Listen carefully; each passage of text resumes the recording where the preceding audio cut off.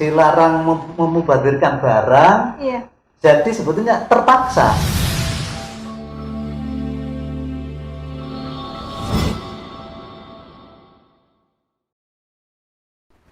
Hai Sobat Pustaka, ketemu lagi dengan saya Yolanda Maharani di podcast JC.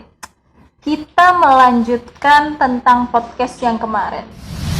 Di akhir tahun kelima itu tabungan saya $12.000. Tentunya narasumbernya masih sama, karena saya masih ada kekepoan nih tentang beberapa hal yang kemarin itu nggak sempet dibahas ya kan. Ada tentang beberapa hal gimana sih caranya dapet duit sebanyak itu dalam waktu sesingkat itu. Kalian pasti kepo juga kan? Maka dari itu, saya hadirkan kembali narasumber kita yang kemarin, Gus Basir.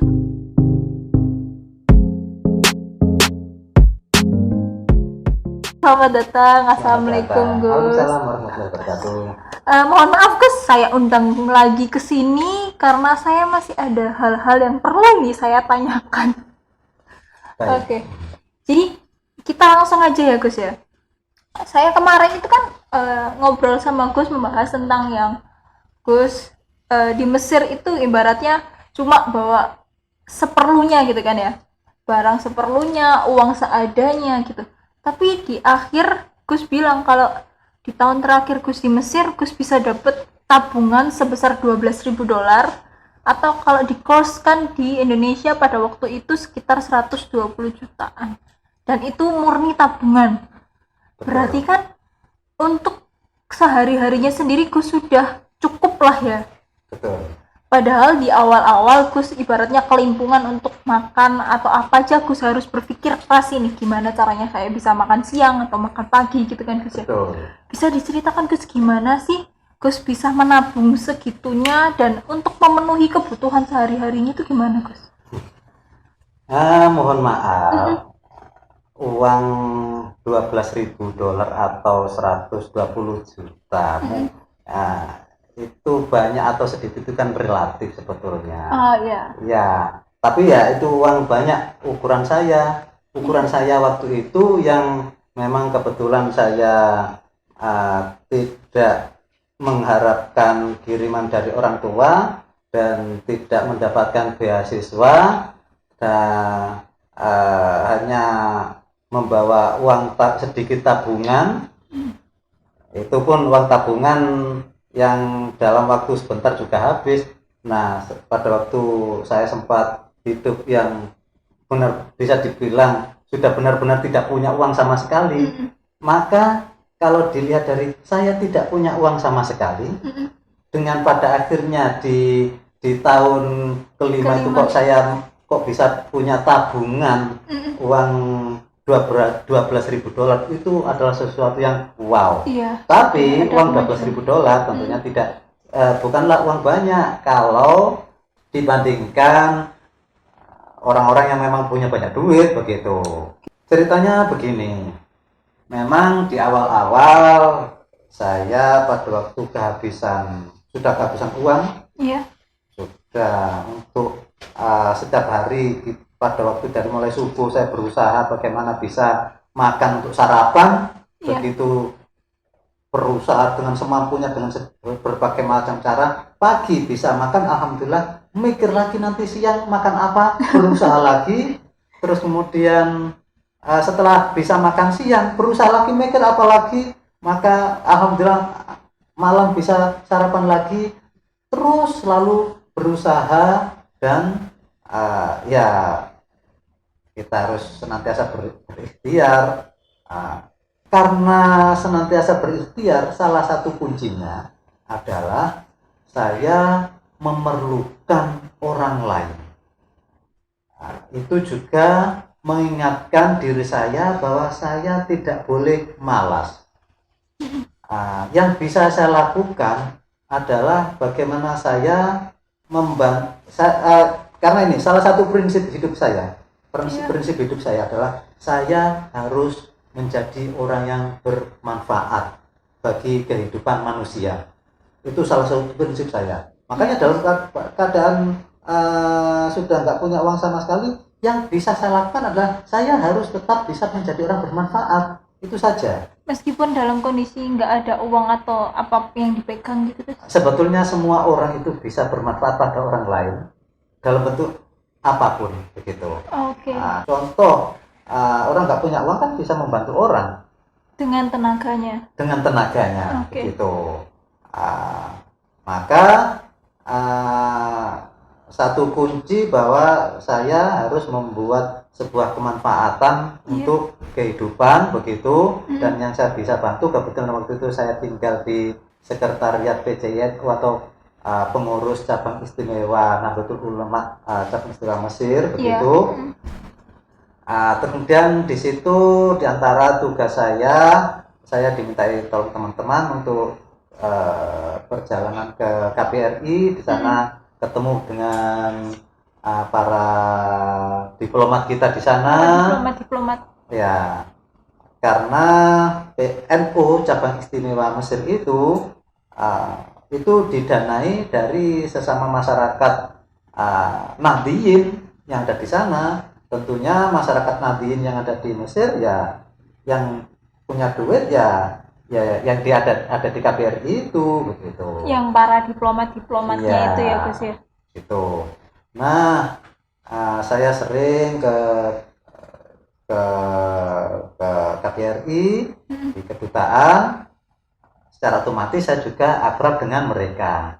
Dan karena sifat saya mungkin ya, yang suka membantu, kalau ada orang kesulitan saya itu tertarik untuk membantu secara ikhlas, benar-benar secara ikhlas. Saya tidak mengharapkan apapun. Dalam kehidupan ini kan pasti kita butuh bantuan orang kan, saling butuh bantuan. Soalnya kan kita sebagai manusia kan juga makhluk sosial ya Gus. Jadi harus saling membantu. Nah, Bapak Ibu diplomat atau staf di KBRI tidak jarang juga sering perlu bantuan saya, dan saya membantu mereka secara ikhlas. Tapi karena tergolong ukuran yang banyak duit dibandingkan dengan mayoritas warga Indonesia di Mesir kan mahasiswa. Yang tujuannya ke Mesir itu untuk belajar. Betul. Uangnya pas-pasan kan gitu ya Gus ya. Maka saya mulai kenal dengan mereka dan saya membantu apa yang mereka perlu bantuan. Kebetulan saya juga dari kecil memang suka seni, suka menggambar dan suka desain. Nah, di KBRI itu hampir setiap bulan selalu ada acara, ada kegiatan, event-event gitu, ada event-event begitu. Nah, dan hampir selalu event itu, event apapun itu kan perlu ada namanya backdrop, ada tulisan banner ini kegiatan apa begitu. Karena setiap event di KBRI itu kan harus dilaporkan ke pemerintah Indonesia begitu. Jadi untuk dokumentasi lah. Untuk dokumentasi, untuk laporan kegiatan ke pemerintah pusat di Indonesia. Nah, kalau desainnya jelek, memalukan dong begitu. Iya, kualitasnya kan masa buat dokumentasi ecek-ecek gitu kan. Mempengaruhi kesan dari giat itu sendiri. Kalau penataan desain penataannya itu jelek atau backgroundnya jelek atau apa, itu kan ya punya kesan bahwa itu kegiatan apa begitu. Nah, kebetulan saya yang hobi dan punya bakat di bidang desain, saya bantu juga itu. Pada waktu ada acara saya bantu begitu. Saya buatkan backdrop, saya tata ruang dan sebagainya begitu. Nah, kayaknya para pejabat di KBRI Kairo waktu itu merasa, kok hasilnya bagus, kira-kira begitu. Cocok begitu. Desainnya Gus Basir sendiri untuk banner ataupun interior ruangan untuk acara tersebut gitu ya. Nah, sepertinya mereka merasa cocok, merasa, dan attitude saya mungkin, mohon maaf ini saya tidak berniat mengunggulkan, kita bicara yang realistis saja. Memang saya selalu menjaga attitude karena tadi itu saya punya rumus, saya harus bermanfaat dalam kehidupan. Karena saya harus bermanfaat dalam kehidupan, maka saya harus baik dengan orang. saya ingin orang merasa bahagia dengan saya, dan itu saya lakukan bukan karena uang atau apapun. Itu kan sebetulnya perintah agama itu. Iya, Coba itu perhatikan Rasulullah. Membantu. Rasulullah itu bagaimana? Akhlaknya Rasulullah itu sangat menyenangkan kepada semua orang. Maka saya ingin mencontoh Rasulullah yang menyenangkan kepada semua orang itu. Nah, begitu saya awal-awal itu saya membantu membuat dekorasi sebuah acara.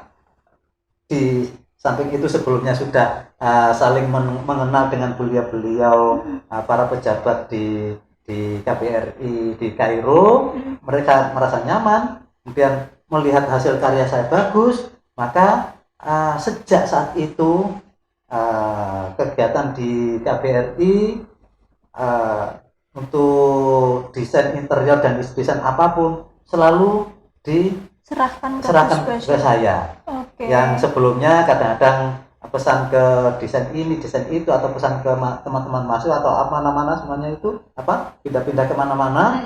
Begitu saya ada di situ dan mereka melihat hasil karya saya, merasa cocok dan mereka merasa nyaman dengan saya. Akhirnya sejak saat itu, setiap ada kegiatan saya Gus Bashir lah yang menangani untuk masalah desain interior untuk event-event yang berkaitan dengan KBRI itu tadi. Betul. Lebih jauh dari itu, saya juga diminta untuk ini. Kebetulan di KBRI Kairo itu punya tempat, di situ ada sebuah masjid Indonesia Kairo. Iya. Nah, di situ juga satu gedung itu itu ada masjidnya, Masjid Indonesia Kairo. Gedung itu utamanya adalah sebagai sekolah Indonesia di Kairo. Terus kemudian di situ juga di gedung itu juga sebagai pusat kebudayaan Indonesia di Kairo, begitu. Minimal ada masjid, ada sekolah, dan ada pusat kebudayaan di situ. Pada akhirnya saya diminta untuk ikut bantu-bantu di situ. Menjaga masjid itu tadi. Ya, menjaga masjid, terus kemudian ikut menjaga masjid lengkap dengan bersih-bersih dan semuanya. Iya. Terus ikut mengaji, tidak saya sendiri, ada beberapa teman saya juga begitu. Ada beberapa teman kru Masjid Indonesia Kairo itu. Waktu itu ada Om Toing, ada Om Hasim utamanya, ada Om Fatur begitu, dan ada beberapa teman yang lain. Maka di situ saya diminta juga ikut bantu di situ. Selain tadi itu setiap bulan selalu ada kegiatan di KBRI. Di pusat kebudayaan ini kan juga ada kegiatan yang setiap hari juga. Di Masjid Indonesia juga ada kegiatan yang setiap hari juga. Terus kemudian di sekolah pusat kebudayaan, sekolah semuanya ada kegiatan begitu. Iya. Nah, saya ikut bantu-bantu di situ. Maka saya ngomong saya ikut bantu-bantu atau apa, itu kan yang saya kerjakan. Dan karena mengerjakan hal-hal tersebut, itu akhirnya kan ada saja aliran-aliran dana yang masuk. Ada ibaratnya angin segar lah di situ. Nah, betul. Dapat untuk akhirnya digunakan untuk memenuhi kebutuhan sehari-hari. Ya, istilahnya kalau seandainya kita sebut, ada gempa bumi, kemudian dibantu oleh para relawan. Relawan itu kan meskipun rela itu kan ya ada uang saku, ada makan dan sebagainya begitu. Nah, tapi kalau hanya berasal dari situ itu mungkin itu kan kecil begitu.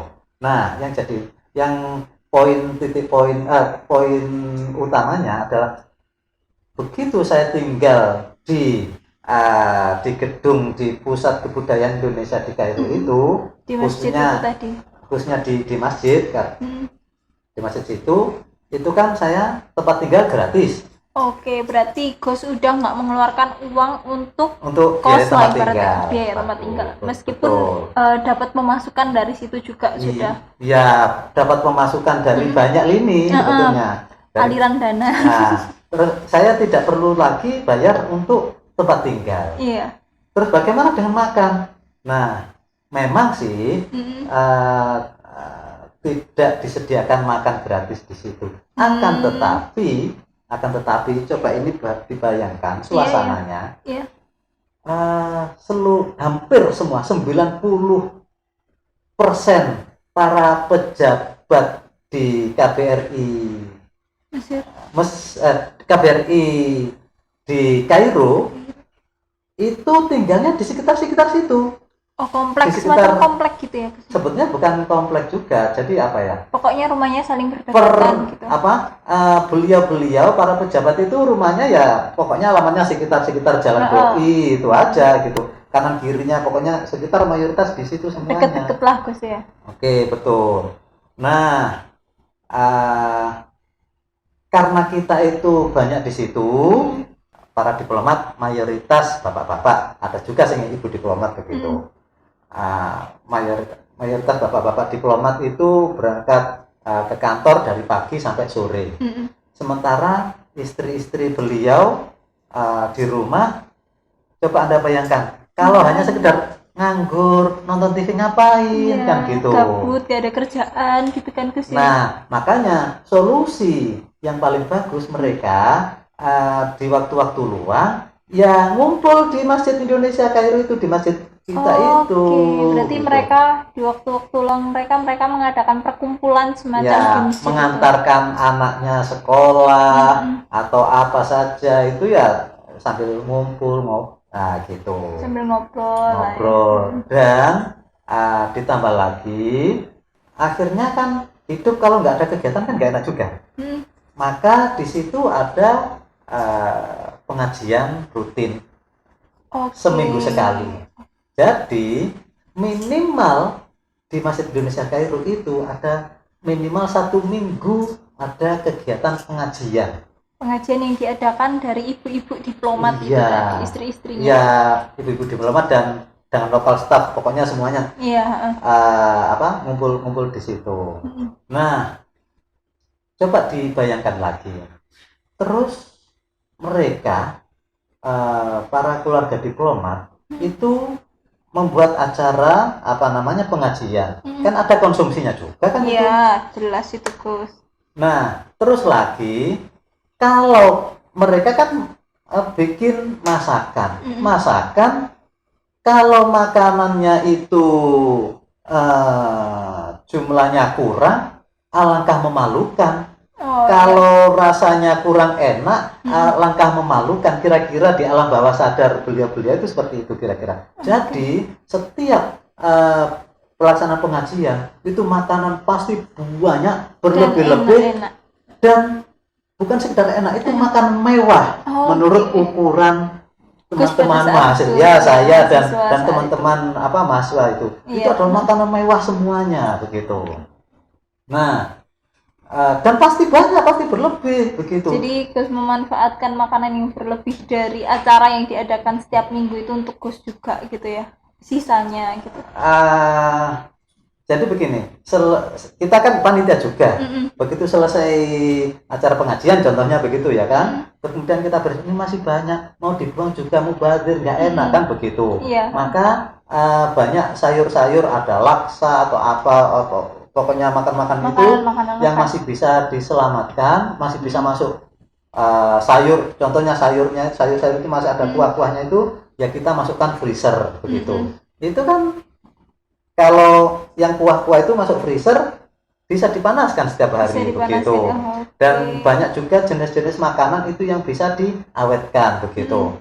Jadi urusan makan itu dari sisa pengajian saja itu hampir bisa dibilang hampir cukup untuk 1 minggu. Cukup Cukup begitu. Untuk memenuhi makan mahasiswa di situ untuk 1 minggu. Ya, mahasiswa hanya beberapa orang sih. Saya, saya, Hasim, Toing, Fatur, sudah itu saja. Oke. Nah, tidak hanya itu. Karena kita itu sudah lingkungan bertetanggaan, dan sering hampir setiap hari ngumpul, terjalinlah sebuah suasana kekeluargaan yang erat sekali. Nah, dalam suasana kekeluargaan yang erat itu, di sisi lain di rumah-rumah beliau-beliau para diplomat itu makanan kan nggak pernah ada makanan yang tidak enak, dan tidak jarang juga ada makanan yang sisa yang takut membuang juga. Yang jadi korban kan saya juga, itu sering diteleponi, oh ini datang ke rumah dong, begitu. Dapat makanan lah lagi. Tujuannya adalah untuk ikut makan bareng-bareng, gitu. Mohon maaf ini tidak berniat merendahkan apa ya, maksudnya karena kan sisi berbaginya lah, kita harus saling berbagi, dan kita itu kan seorang muslim dilarang memubadirkan barang. Jadi sebetulnya terpaksa, maksudnya saya saya ini bukan membuang, saya ini tidak membuang, saya ini tidak ingin saya ini berdosa, gitu saja. Terpaksa harus ada yang menjadi korban menerima barang-barang dari kita, begitu. Berarti karena Gus dalam beberapa tahun terakhir itu sudah tidak mengeluarkan untuk uang tempat tinggal, makan juga Gus tidak mengeluarkan biaya yang banyak gitu ya ibaratnya ya. Berarti uang itu uang yang Gus dapat dari kegiatan sehari-hari bekerja di situ dan membantu untuk membuat desain-desain itu Gus kumpulkanlah menjadi akhirnya di akhir tahun. Uang itu paling ya sekedar untuk beli baju, untuk sodako. Kalau kadang-kadang kita mendengar kabar teman-teman mahasiswa itu kadang-kadang kalau ada yang kekurangan atau apa gitu, kita bantu teman-teman itu juga. Terus kemudian sampai juga zakat wajib ya, gitu. Jadi kita pokoknya takut berdosa lah gitu. Nah akhirnya ya ini terjadi seperti itu. Disisihkanlah untuk tabungan hingga di tahun kelima Gus berada di Kairo Mesir itu Gus mendapatkan ibaratnya nggak kerasa lah ya Gus ya. Iya betul. Nggak kerasa, terus loh ternyata banyak juga gitu ya Gus ya. Iya betul. Pada waktu tahun kelima, terus terang waktu itu saya di Mesir itu sudah merasa jenuh, sudah bosan gitu. Saya ingin tantangan baru, terus kemudian bingung lah uang ini mau dibuat apa gitu. Maka saya mikir saya hidup di Timur Tengah, di Asia sudah, saya hidup di Asia, di Indonesia sudah. Terus kemudian sebagai sampel hidup di Timur Tengah sudah. Oke, maka saya ada tantangan satu lagi, saya ingin hidup di negara Barat. Gitu. Oke, dengan tabungan di Mesir itu Gus akhirnya memutuskan untuk terbang kemana lagi nih Gus? Nah, makanya negara Barat saya pikir lagi mana yang paling bagus, begitu yang paling menantang. Ternyata bukan sekedar di ukuran negara Barat, di seluruh dunia kayaknya negara yang paling menantang sebagai simbol negara Barat. Waktu itu ya mungkin sampai sekarang juga itu adalah Amerika. Berarti setelah di negara Mesir itu tadi Gus akhirnya melancong lagi ke Amerika. Saya tertantang untuk hidup di sana. Untuk nyoba saya bagaimana caranya untuk bisa hidup di Amerika begitu. Di Amerika Gus memutuskan untuk belajar di sana lagi. Jadi dengan cara apapun, dan ternyata yang paling mudah bagi saya waktu itu adalah mencari untuk mendapatkan visa student. Karena kebetulan kan seperti yang saya sampaikan dari awal, kita itu harus banyak relasi, kita harus saling membantu dan sebagainya. Dan relasi yang maksudnya yang mampu saya mendapatkan hubungan di Amerika itu adalah seorang profesor Ayub di Amerika, dan beliau juga membantu saya untuk bisa mendapatkan visa ke Amerika, membantu saya untuk belajar melanjutkan studi di Amerika di perguruan tinggi yang beliau ada di situ, yaitu di Temple University begitu. Gimana nih sahabat pustaka, dari perjalanan Gus sendiri untuk mendapatkan tabungan sebesar 12.000 itu ternyata juga bukan hal yang mudah gitu loh. Semuanya Gus Basir tempuh dengan perlahan, termasuk dengan mencoba membantu sekitar yang akhirnya juga berimbas baik pada diri Gus lagi gitu. Kalian pasti kepo juga kan untuk gimana sih perjalanannya Gus Basir di negeri Paman Sam atau negara Amerika. Tentu kalian nggak boleh kemana-mana dan saksikan podcast JC episode selanjutnya. Oke, saya Yolanda dan Basir Basir undur diri. Wassalamualaikum warahmatullahi wabarakatuh. Jangan lupa like, salam. comment, and subscribe. Bye-bye.